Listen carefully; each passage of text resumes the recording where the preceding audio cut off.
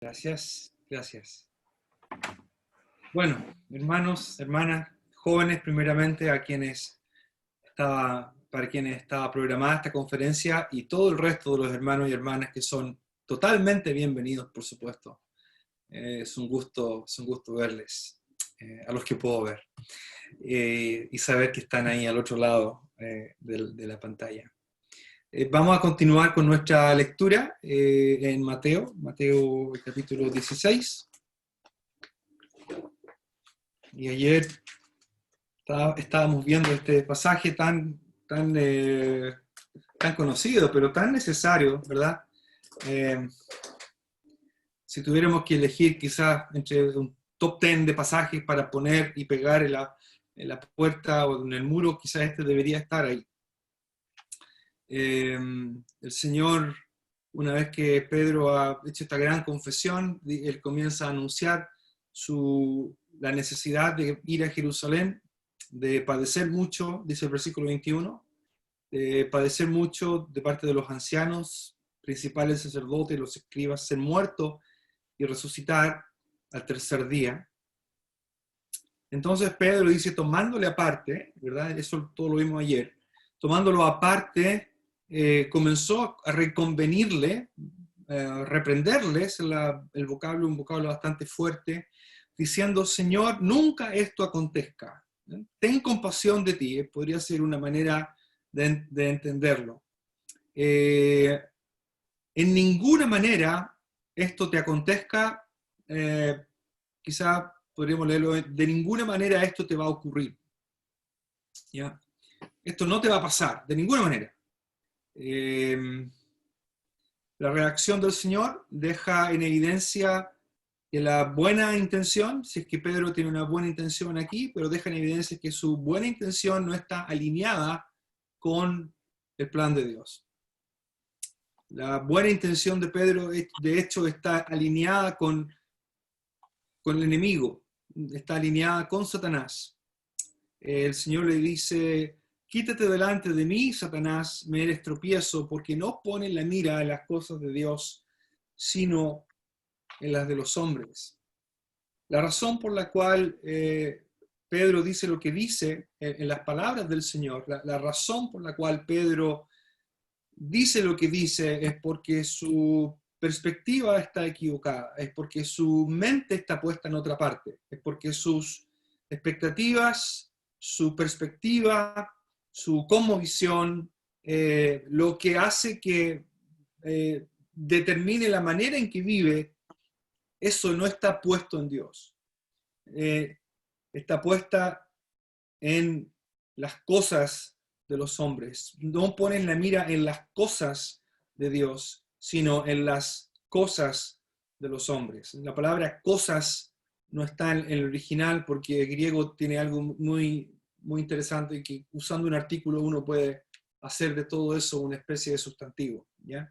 Todas las cosas de Dios, las cosas de los hombres. Esa visión errada es lo que determina tu forma de deducir, tu forma de planificar. Pedro no ve ningún beneficio en que el Mesías vaya a Jerusalén y muera. No calza con su visión, no calza con sus planes, ¿verdad? En su mente no cabe la idea de que el Mesías pueda sufrir. El Señor le dice entonces que más bien, primero lo que le dice es que Él está fuera del lugar. Dice, quítate delante de mí, Satanás. Y vimos ayer que el Señor aquí ocupa una preposición, en griego opiso, que significa detrás mío.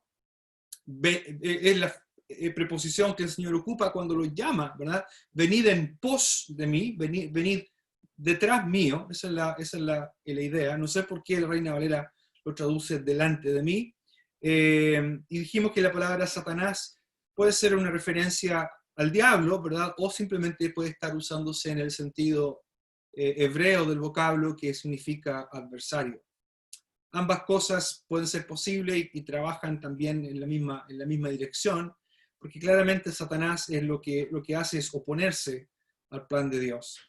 Dijimos ayer también que hay algunas reminiscencias, algunos ecos el relato de la tentación del Señor, donde el Señor ocupa una misma expresión, quítate de mí o aléjate de mí. Esa es la misma expresión que ocupa para decirle a Pedro, apártate y ponte atrás, y a Satanás le dice, apártate de mí, Satanás. Pero la idea es que en ambos casos están siendo un tropiezo, un estorbo para que no calza con el plan de Dios.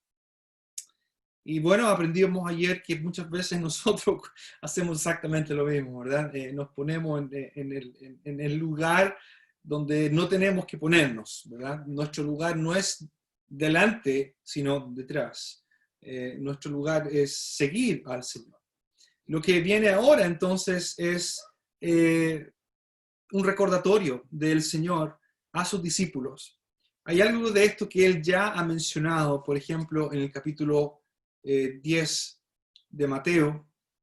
El Señor ya ha hablado del costo del discipulado, ha hablado de lo difícil, de lo peligroso, de lo riesgoso que puede ser seguirle. En el capítulo 10, versículo 34, Él habla de la división que Él va a crear incluso en el más íntimo núcleo que existe, como es la familia. Dice, he venido para poner en disensión al hombre contra su padre, a la hija contra su madre, a la nuera contra su suegra, y los enemigos del hombre serán los de su propia casa. El 37 dice, el que ama a padre o madre más que a mí no es digno de mí, el que ama a hijo o hija más que a mí no es digno de mí, y el que no toma su cruz y sigue en pos de mí no es digno de mí. El que haya su vida la perderá, y el que pierde su vida por causa de mí la hallará. Así que el Señor va a repetir estas palabras que ya Pedro y los otros habían escuchado. Voy a mostrarles un poquito algo aquí.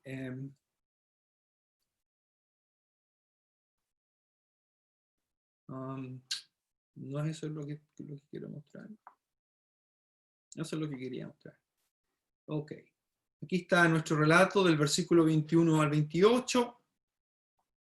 He destacado algunas palabritas que son relevantes en la estructura de este pasaje. Hoy día vamos a comenzarnos aquí en el versículo 24. El Señor dice, entonces Jesús dijo a sus discípulos. Esto es importante porque va a marcar un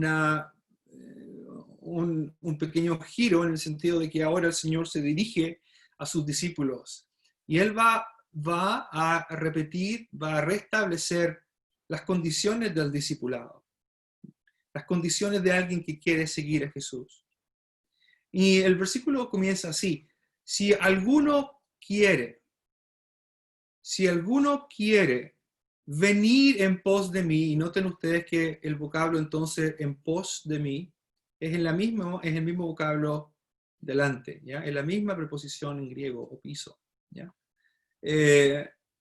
Si alguien quiere venir en pos de mí, y hay gran importancia en destacar la idea de querer. Si alguno está queriendo, tiempo del verbo es presente, si alguno quiere venir en pos de mí, esto es lo que tiene que hacer. Tiene que negarse a sí mismo, tomar su cruz, tome su cruz y sígame. Los tres verbos están en imperativo, un imperativo en tercera persona que es un poco raro, generalmente los imperativos son en segunda persona, pero aquí hay una forma verbal que está en tercera persona con la fuerza imperativa. Niéguese a sí mismo, que esa persona, si alguien quiere venir en pos de mí, que esa persona debe negarse, que se niegue, que tome su cruz, que me siga. Esas son las condiciones. Y esto es algo importante que vale la pena tener en mente, porque una de las cosas que está perjudicando el cristianismo, a la iglesia, a los creyentes, es esta idea de comodidad y de seguridad que se tiende a encontrar en este mundo, especialmente en Occidente. Y entonces, incluso a veces se ha enseñado, algunos han escuchado hay falsas enseñanzas que dicen, no, si mira, ven a Jesús, conviértete al Señor y todos tus problemas se van a ir. Eso no es lo que Jesús dijo. Él nunca enseñó eso. Más bien su enseñanza estaba centrada en la realidad de que seguirle tenía un costo y lo sigue teniendo. Pero que hay algo interesante que el Señor agrega, y es el hecho de que Él dice, si alguno quiere. El Señor no obliga a nadie a seguirle. El Señor no obliga a las personas a seguirle. Pero si alguien quiere, y noten el contraste, porque hay dos cosas que uno va a querer en esta vida, ¿verdad? Alguien podría querer salvar su vida, mientras que otro va a querer ir en pos de Jesús. El querer salvar la vida va a terminar siendo una pésima transacción porque la va a terminar perdiendo, la va a terminar arruinando. Pero si alguien quiere ir en pos del Señor, ¿verdad? Si alguien quiere ir en pos de Él, entonces va a significar perder la vida en este tiempo, en esta época, pero con un futuro, y no solamente un futuro, creo que hay una experiencia que es real para aquellos que siguen a Jesús, y vamos a ver esto en un segundo. Esta es la paradoja de la vida humana. Esta es la paradoja de aquella persona que sigue a Jesús o a que no sigue a Jesús. Ser un discípulo del Señor puede, desde el punto de vista humano, no garantizar comodidad ni seguridad. No lo garantiza. Seguir a Jesús, ser un discípulo de Cristo, no garantiza ausencia de sufrimiento, de pena, de tristeza, persecución o incluso la muerte. Al contrario, el Señor cuando habla a sus discípulos es muy honesto. Es muy honesto, totalmente honesto, por supuesto, Él no puede mentir, ¿verdad? No va a ocultar información. Dice, tú quieres seguirme, excelente, pero tienes que pensar en esto. Para seguirme tienes que olvidarte de ti. Tienes que negarte a ti mismo. Ahí parte el verdadero discipulado. El verdadero seguidora de Jesús es la persona que pone su propio ser en segundo lugar. Negarse a uno mismo no quiere decir con negar quién uno es en el sentido de su personalidad o de sus capacidades, más bien tiene que ver con una actitud consciente, voluntaria y sumisa de poner sus derechos a un lado, de no hacer yo el objetivo de todas mis metas, de mis objetivos, de mis esfuerzos, sino más bien que voy a poner mis propios anhelos, mis propios derechos, los voy a dejar a un lado, los voy a cortar como algo que me ate y que me impida seguir al Señor. Algo así es lo que dice unos eruditos bíblicos cuando dicen que la condición del discipulado, por tanto, es romper con todo vínculo que ata a la persona a sí misma. Es cortar todo vínculo que ata a la persona a sí misma. Y esto claramente es difícil. Mi esposa me comentaba durante la mañana, estaba escuchando a una hermana, Nancy DeMoss, que varias hermanas la escuchan, muy, muy buena ella, y estaba dando una referencia biográfica de Elisabeth Elliot. Y Elisabeth Elliot, por supuesto, conocemos su historia o parte de ella, y la vida de Elisabeth Elliot y de Jim Elliot terminó como mártir, ¿verdad?, a la presencia del Señor junto con los otros misioneros. Tuvimos el privilegio de conocer a una hermana de Jim Elliot en Wheaton. Ella vive en Wheaton y la vimos un par de veces. Gerald pasó más tiempo con ella. Era emocionante ver a alguien vinculada con Jim Elliot.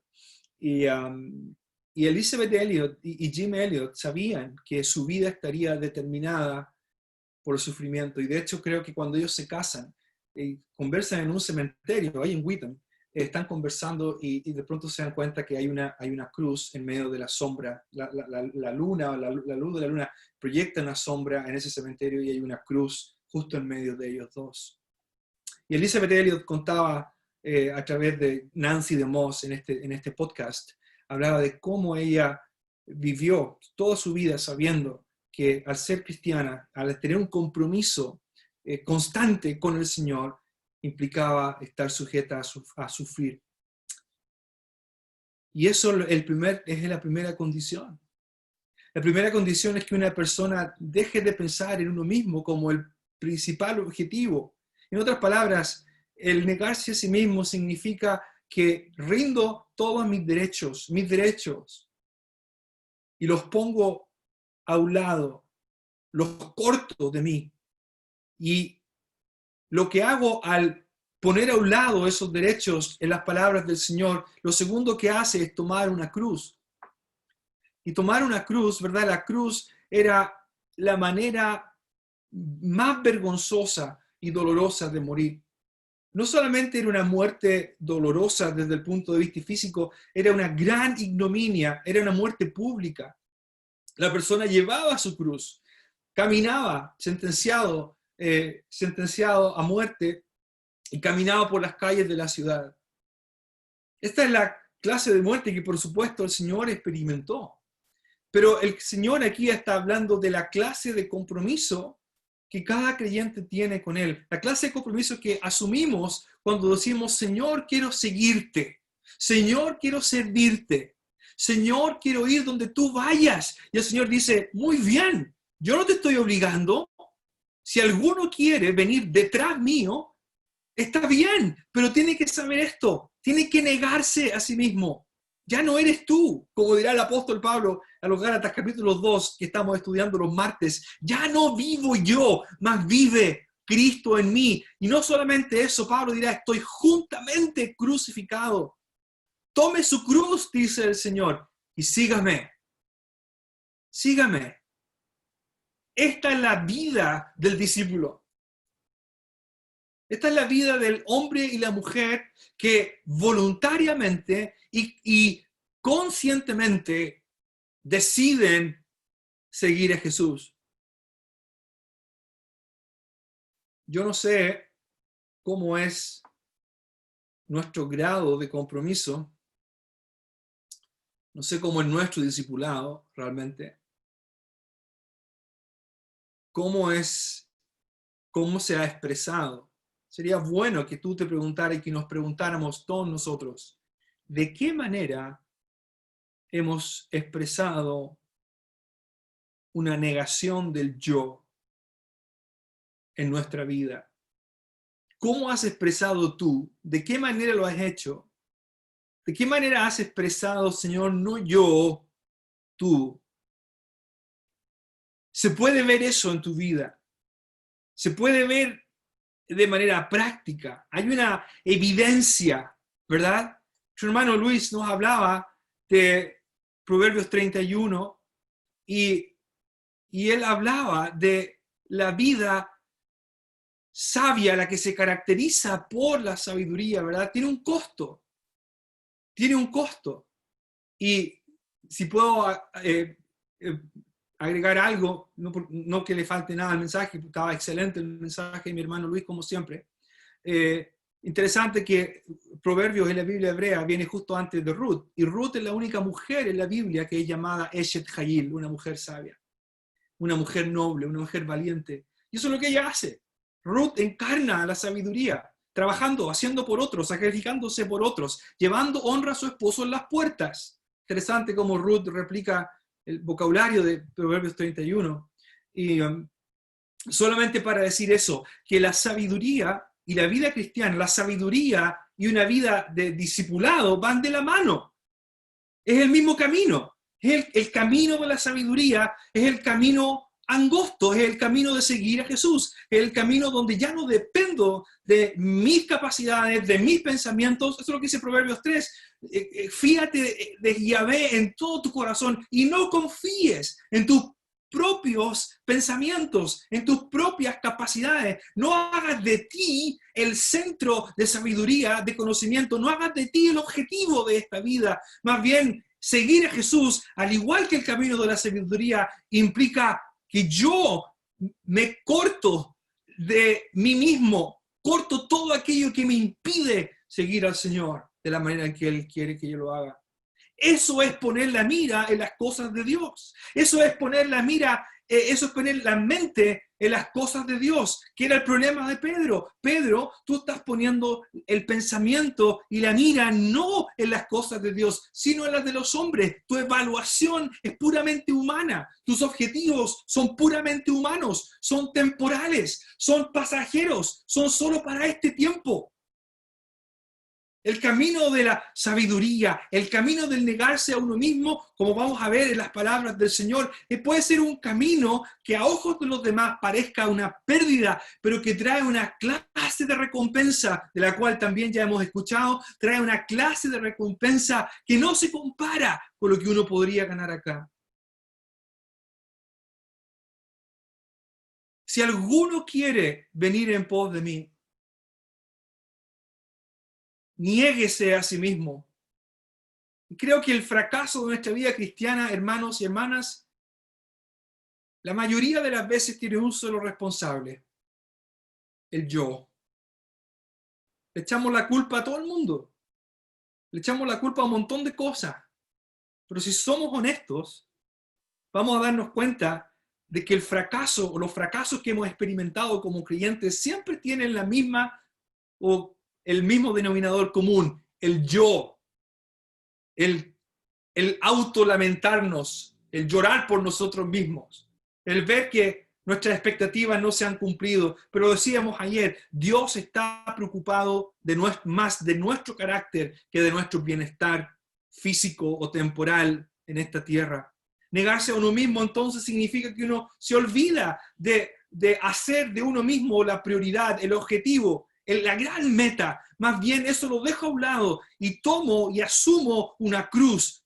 Es decir, una sentencia, una clase de vida que va a estar expuesta, debería estar expuesta o va a estar expuesta eventualmente a la vergüenza pública o incluso a la muerte si es necesario. Y creo, hermanos y hermanas, sea aquí en Chile o en Colombia o en México, que así como nuestra sociedad se está moviendo, no debería sorprendernos que en algunos años los creyentes vamos a tener que volver a escondernos y vamos a tener que sufrir por causa del nombre del Señor. Porque la sociedad cada vez más se está abriendo, cada vez más, se está haciendo cada vez más evidente su hostilidad hacia Dios y hacia su pueblo. Así que no será sorpresa que en algunos años más los creyentes estemos enfrentados a la amenaza temporal de este mundo, de la sociedad, por tomar una cruz. Pero no solamente tomar una cruz, es seguir al Señor. Sígame. Ahora, porque el tiempo pasa muy rápido, pero el Señor va a dar 3 razones por las cuales, o mediante las cuales Él va a justificar lo que acaba de decir. Si alguno quiere venir en pos de mí, niéguese a sí mismo y tome su cruz y sígame. 3 imperativos ahí. Y luego el Señor va a dar las 3 razones para justificar esta verdad, y las 3 se introducen con la palabra porque. Porque. ¿Okay? Aquí están estos 3 porqués. El primer porqué es que, y está muy vinculado con lo que acaba de decir el versículo 24, es porque todo aquel que quiere salvar su vida la perderá.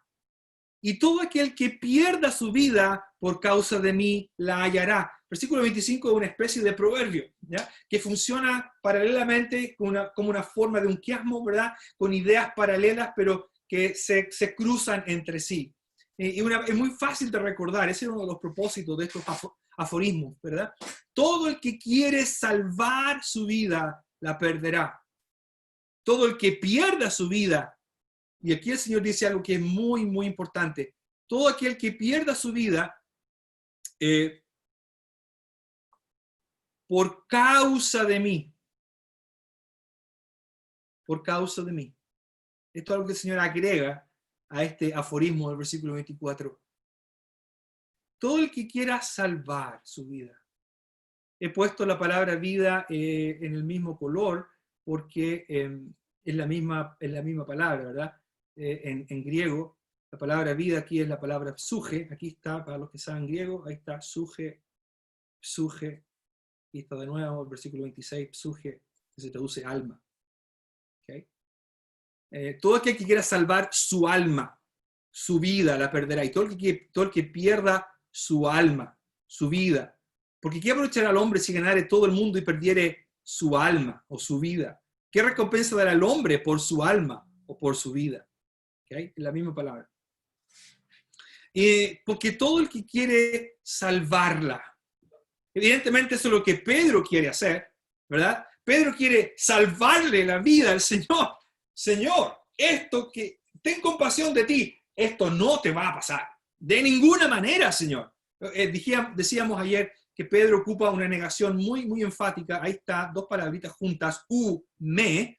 Y interesante que el Señor lo va a usar más abajo, ¿verdad? De ninguna manera, ahí está aquí arriba en español, en ninguna manera esto te acontecerá. Pedro no quiere que el Señor muera. Ese es su objetivo. De ninguna manera esto te va a pasar. Pero el Señor dice que en realidad el que quiere salvar su vida, al final lo va a terminar perdiendo. La palabra perder aquí no es igual que la que está en el versículo 26, ¿verdad? La puse en verde ahí.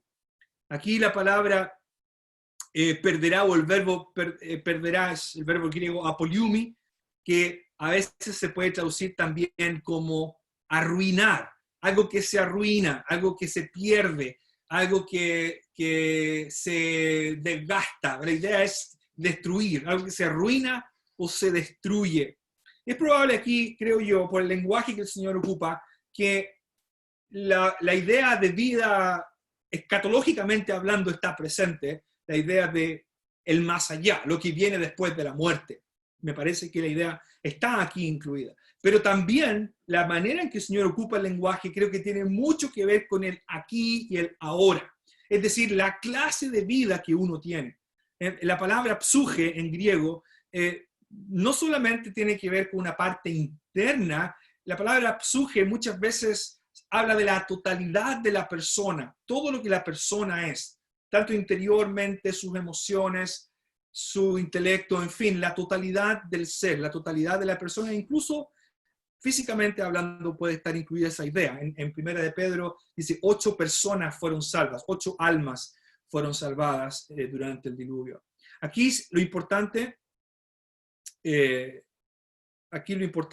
¿verdad? Todo el que quiera salvar, el típico vocablo, ¿verdad? El que quiera salvar su vida es el típico vocablo que a veces se ocupa para hablar de la salvación, ese verbo que se conoce sozo, ¿verdad?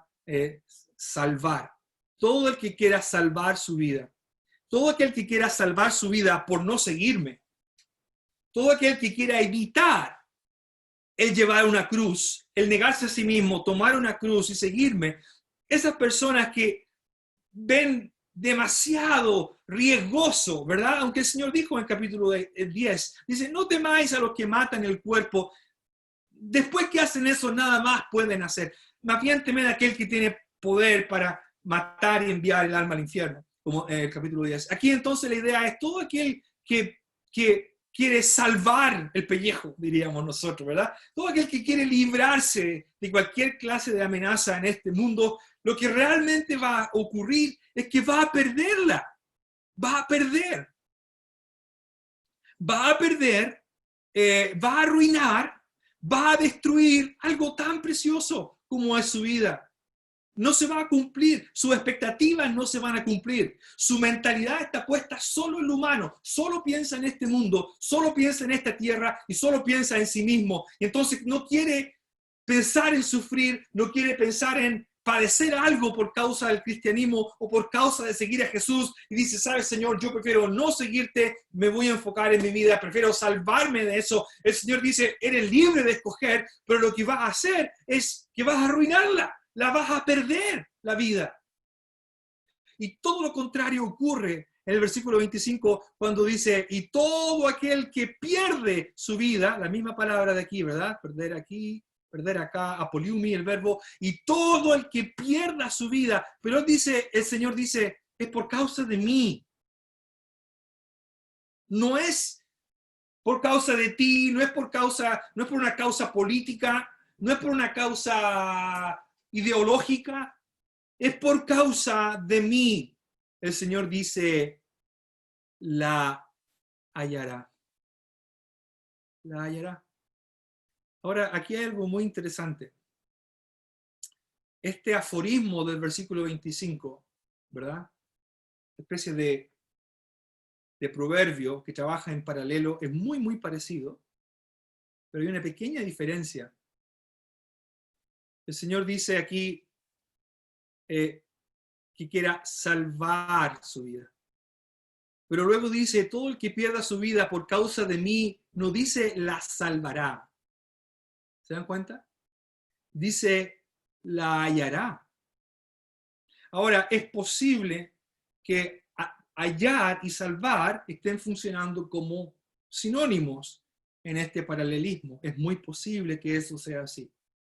Para los que conocen, por ejemplo, Don Carson en su comentario de Mateo dice que hallar la vida era una manera en literatura griega de decir simplemente salvar la vida. Bien puede ser que eso sea así.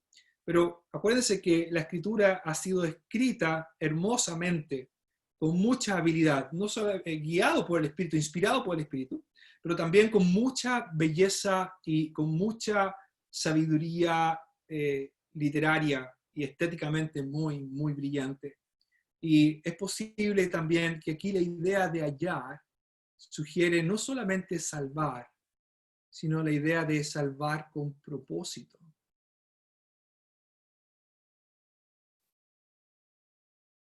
Propósito. Ahí se supone que dice propósito. ¿Okay? En otras palabras, lo que el Señor dice, si alguien decide que su vida es más importante que seguirme y por tanto quiere salvarla,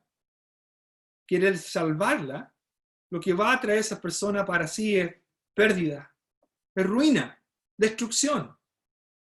El preciado bien de la vida, el precioso don de vivir en un mundo como este, como criatura de Dios, en una relación con Dios, se va a perder. En cambio, todo aquel que arruina su vida, pero por causa de mí, y eso es lo que le van a decir a más de algún creyente, y se lo han dicho a algún creyente, estás perdiendo tu vida. ¿Cómo puede ser que mira, podrías ganar un montón de más plata si hicieras esto y estás haciendo esto otro? Estás perdiendo tu vida. Estás viviendo una vida que no trae ninguna clase de beneficio en esta tierra. La estás perdiendo. El Señor dice, si alguien sufre esa clase de pérdida, lo que realmente es hallar la vida, está encontrando la palabra hallar, el verbo griego heurisko, o heurisco, es el mismo verbo de la famosa expresión eureka.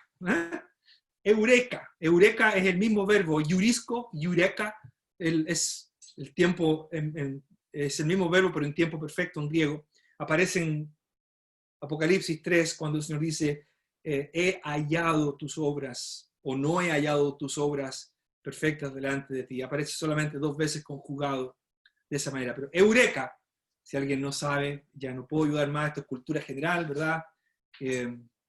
La famosa palabra eureka, dicha por un físico griego, que me parece que fue Arquímedes, si no me equivoco.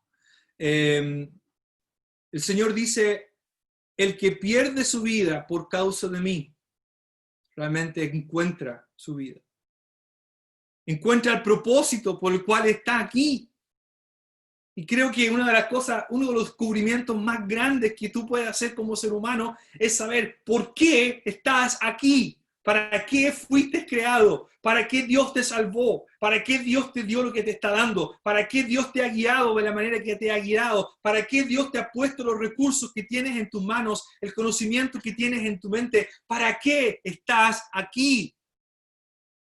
Y cuando uno pone todas esas cosas que son como las riquezas de los egipcios, ¿verdad? Como nos escuchamos ayer de parte de Ricardo, todo eso que nos llega como un regalo de parte de Dios, pero cuando dejamos de hacer eso, nuestro propósito por el cual vivir, dejamos de hacerlo la meta y más bien lo usamos como un medio para seguir al Señor, como algo que puede ser usado por Él. Cuando nos damos cuenta de todas esas cosas, podemos decir, ya sé por qué estoy aquí. Ya sé por qué estoy en este mundo. Yo ya sé para qué Dios me salvó. No solamente me salvó para llevarme al cielo y estar con Él, aunque en rigor vamos a estar en cielo nuevo y tierra nueva aquí, pero no importa. Dios no salvó tu alma solo para librarte de un infierno de fuego. Nos salva para que encontremos el verdadero propósito por el cual fuimos creados. Lo que el Señor está diciendo es lo siguiente: es siguiéndome que tú vas a encontrar la razón por la cual tú existes. Es siguiéndome, es negándote, es tomando tu cruz, es haciendo lo que el mundo llama necio, estúpido, irracional. Es haciendo eso que vas a encontrar la razón por la cual yo te creé. Oh, hermanos y hermanas, ojalá que puedas decir, yo sé para qué Dios me creó. Yo sé para qué Dios me hizo. Yo sé por qué Dios me ha guiado. Ha sido un camino difícil. Ha habido cosas difíciles en el camino, dolorosas, pero ya sé por qué. Ya sé cuál es el propósito. Yo vivo para Él. Él me guía para donde quiera que yo vaya. Yo voy. Lo que Él quiera que yo haga, lo haré. Porque ahí es donde está el sentido de la vida. Está en negarse y en seguir a Jesús con una cruz. No una vida de felicidad, no una vida de que todo está bien y todo está bajo control. Eso es lo que hemos convertido nuestra existencia. Nuestra existencia la hemos convertido en un afán por tratar de tener todo bajo control. ¿Y qué pasa cuando viene un virus como este?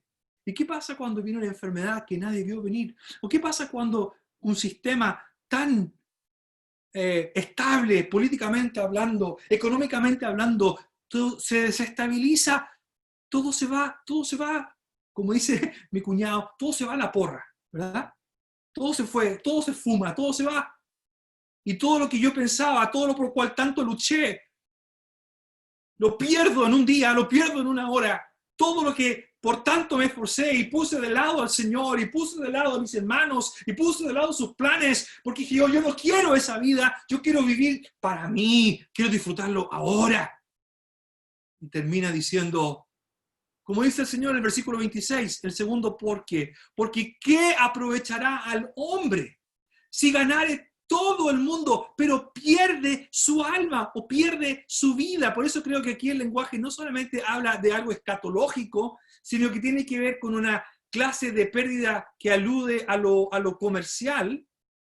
De hecho, la palabra perder aquí, la palabra perder, el verbo perder, es el mismo verbo que ocupa el apóstol Pablo en Filipenses, cuando él dice, cuántas cosas eran para mí ganancia, las he considerado como pérdida, como pérdida. Pero Pablo no se está lamentando, se han dado cuenta, ¿verdad? Él no está diciendo, oh, sí, extraño tanto mi vida cuando estaba en el judaísmo, extraño tanto. Dice, no, lo considero, es pérdida, pero ¿sabes qué? Es basura, no tiene ningún valor. Ese es el vocablo que el Señor ocupa aquí, el mismo vocablo. ¿Qué aprovechará al hombre? ¿Qué provecho hay? ¿Qué es lo que gana el ser humano? La palabra hombre aquí es genérico, anthropos, ¿verdad? La persona, el ser humano. ¿Qué aprovechará el ser humano si, noten el condicional, ¿verdad? Si ganare todo el mundo Hoy el sueño de tantos, el sueño de Bill Gates, el sueño de Donald Trump, el sueño de Elon Musk, el sueño de los corruptos, de los líderes corruptos, el sueño de los narcotraficantes, es ganar el mundo, es tenerlo todo bajo su control. Y el Señor dice, ¿y de qué le sirve? ¿De qué le sirve? Si gana todo el mundo, suponiendo que gana todo el mundo, pero pierde su alma, arruina su vida, arruina lo más precioso, lo que no va a recibir 2 veces. Porque, hermanos, vivimos solo una vez en esta tierra. Tenemos una sola bala, por decirlo así. Y el Señor dirá más abajo, continuando en un lenguaje transaccional, dice, ¿qué recompensa dará el hombre por su alma? ¿Qué clase de pago? La palabra recompensa literalmente es la palabra intercambio. ¿Qué intercambio? ¿Qué puedo dar? ¿Verdad? ¿Qué puedo dar a cambio de su alma? Y aquí hay 2 ideas. Por una parte, la idea de alguien que gana todo, ¿verdad? Pero no hay manera de que pueda disfrutarlo porque se le fue la vida en todo eso. No hay manera de que lo pueda recuperar. No hay manera de que lo pueda tener de vuelta. O también puede ser qué terrible es que una persona desperdicie su vida porque no hay nada que se le pueda equivaler en cuanto a valor. Ni siquiera todo el mundo sirve para hacerle justicia al valor de una vida. Lo único que trae la clase de recompensa que realmente le hace justicia al valor de la vida es negarse a uno mismo y seguir a Jesús. Eso es lo que le da valor. Y aquí finalmente, el versículo 27, llegamos al último ¿por qué? ¿Por qué? Dice, porque el Hijo del Hombre vendrá en la gloria de su Padre y entonces pagará cada uno conforme a sus obras. Señor, porque dice el Hijo del Hombre, ¿verdad? Porque el Hijo del Hombre está por venir. Que hay un verbo que se traduce a veces, que es difícil de traducir en español, pero la idea es algo a punto de ocurrir, algo a punto de pasar. El Señor siempre habló de su venida en términos inminentes. Siempre ha sido así. Y eso debería ser una tremenda motivación para la iglesia, con mayor razón para seguir al Señor como un discípulo en las condiciones que Él espera. Dice, porque el Hijo del Hombre vendrá, o porque el Hijo del Hombre viene en la gloria de su Padre con sus santos ángeles, y entonces pagará a cada uno. Y aquí pagar puede tener el sentido el sentido positivo y negativo. No es la primera vez que esta clase de frase aparece acá en la Biblia, la idea de que cuando el Señor venga va a dar a cada uno lo que le corresponde. Y lo cierto es que los que siguieron a Jesús, los que fueron sus discípulos, los que consideraron el enfocarse en sí mismos como una pérdida y decidieron entonces negarse a sí mismos para ir en pos de Él, aunque en esto se les fuera la vida en términos humanos, sin embargo el Señor vendrá en la gloria. Eso es lo que Pedro quería. Pedro quería la gloria ahora. Pedro quería la gloria sin sufrimiento. Pero el Señor le dice, no es así, Pedro, así no es la lógica de Dios. En la lógica de Dios, primero es el sufrimiento, luego la gloria. Pero ¿sabes qué, Pedro? El sufrimiento es temporal, mientras que la gloria es eterna.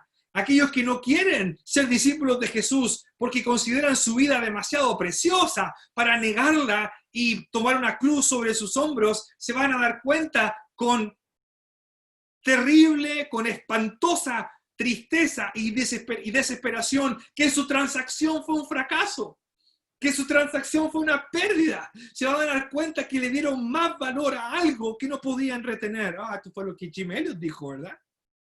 Jim Elliot, uno de mis héroes. No es tonto el que puede, no es tonto el que da lo que no puede retener para ganar aquello que no puede perder. Y eso fue lo que ocurrió. El Hijo de Dios vendrá en la gloria. La gloria viene. La gloria viene en su tiempo. La gloria no es para este tiempo. La gloria viene después. Y va el Señor a pagar a cada uno conforme a sus obras. ¿Cómo termina el Señor? El Señor termina diciendo algo que creo que de alguna manera replica lo que Pedro había dicho. De cierto, digo que hay algunos de los que están aquí que no gustarán. Y el Señor ocupa la misma negación, que ocupó aquí Pedro. Pedro dice, de ninguna manera, Señor, tú vas a pasar por esto. El Señor, por supuesto, ya lo ha corregido, pero termina con una palabra de esperanza y de ánimo para los apóstoles, para Pedro incluido. Algunos de los que no están aquí, de ninguna manera gustarán la muerte hasta que hayan visto al Hijo del Hombre viniendo en su reino. ¿Cuándo ocurrió esto? Es un versículo difícil de interpretar, pero la interpretación más común y probablemente la correcta es que el Señor está anticipando lo que va a ocurrir inmediatamente después, la transfiguración, donde Pedro, ¿verdad?, que no quería, que quería la gloria ahora, ¿verdad? El Señor dice, no, primero la cruz, después la gloria. Pero el Señor le dice, pero Pedro, mira, de ninguna manera van a gustar la muerte antes de que no hayan visto la gloria al Hijo del Hombre viniendo en su reino. Y la mayoría de los intérpretes piensa que aquí, bueno, hay varias alternativas. El Señor está hablando de su resurrección quizá, o de la venida del Espíritu Santo, otra alternativa. Pero la convencional es que el Señor está anticipando su transfiguración, donde el Señor muestra parte de su gloria. Y Pedro lo ve, ¿verdad? Pedro ve, ese es mi Señor, ese es el Rey, ese es el Mesías, es un Mesías glorioso, ¿verdad? Pero primero, la cruz. Primero hay que sufrir. Así que hermanos, y hermanas, primero hablo a mis hermanos jóvenes, porque ya uno empieza a pasar, está en un periodo de transición, no sé, joven para siempre, no siempre tuve pelo blanco en mi barba, los años van pasando, jóvenes, y todos los hermanos también, niéguense a sí mismos, neguémonos a nosotros mismos. Lo que tengas, lo que eres, lo que Dios te ha dado, si quieres estudiar, estudia, aprende, pero hazlo en la perspectiva de un discípulo, haz todo aquello con el peso de una cruz en tu hombro, sabiendo que la verdadera ganancia viene no cuando eres tú ni yo el centro de nuestros propósitos o nuestros objetivos. Más bien pones eso a un lado y le das a Dios lo que yo escuché hace 24 años atrás en un campamento, un cheque en blanco a Dios. Aquí estoy, Señor, ocúpame, úsame. Y eso es un camino constante, el discipulado. Acuérdense que Pedro, ¿verdad? Una de las cosas que nos deja este pasaje como lección es que el discípulo a veces puede salirse de curso, ¿verdad? Salirse de ir detrás y ponerse adelante. Y el Señor dice, ponte atrás, Pedro, ponte atrás, atrás mío. Esa es la posición. Yo guío, tú me sigues. Pero acuérdate, Pedro, si quieres venir en pos de mí, tienes que negarte a ti mismo, tienes que dejar de pensar las cosas solo y única y exclusivamente desde una óptica humana, tienes que verlo desde la óptica divina. ¿La recompensa va a venir? Por supuesto que sí. El Señor va a recompensar a su pueblo. Y hermanos, cuando estemos con el Señor, si es que alguna vez nos acordamos de estas cosas que hicimos en la tierra, como la conferencia del 18 y 19 de septiembre de 2020, si te acuerdas, hermano, cuando estábamos ahí en la tierra en esa época y usamos el Zoom porque había este virus, ¿te acuerdas de ese mensaje que escuchamos de negarse a uno mismo? Mira, qué cortita fue la vida en la tierra. Todo eso que sufrimos, tan cortito. Y ahora todo lo que viene es disfrute con el Señor. Que el Señor nos ayude a pensar así. Padre, gracias. Tú eres un Dios paciente, tan paciente. Muchas veces hemos sido como Pedro, muchas veces, buscando, primero saliéndonos de nuestra posición como seguidores del Señor y tratando de imponer nuestros propios términos, cuando en realidad eso es contrario a tu plan. Ayúdanos, Señor, a honrarte. Ayúdanos a seguirte. Ayúdanos a negarnos a nosotros mismos, a encontrar la verdadera ganancia que se encuentra solo en negarse, en tomar una cruz y seguir al Señor. Bendice lo que ya hemos escuchado y también lo que viene más adelante. En el nombre del Señor Jesús. Amén.